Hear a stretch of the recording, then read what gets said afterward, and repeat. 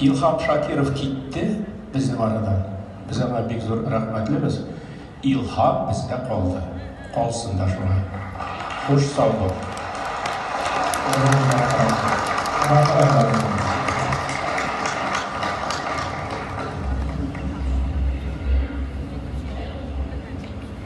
Бүгін жырға, мәдениетке бейтарап болмаған, асыл сәнғатның қадірін һәм қиммәтін білген бүтін кішілік дүниясы біздің белән бірге қойыра.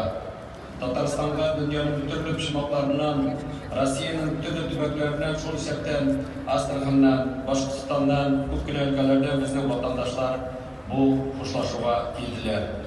Республикабыз җитәкчелегенә, Мәдәният министрлыгына, җырчының хезмәттәшләренә, якыннарына адресланган телеграммаларның, хат хәбәрләренең исәп саны юк.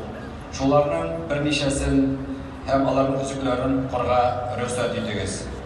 Россия Федерациясы Мәдәният министрлыгыннан. С прискорбием узнал о кончине Илхама Шакирова.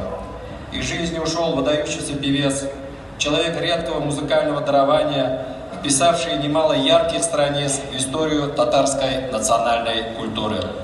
Почитатели таланта Ильхама Гимудиновича ценили его за красоту голоса, эмоциональность, искренность и преданность избранному пути.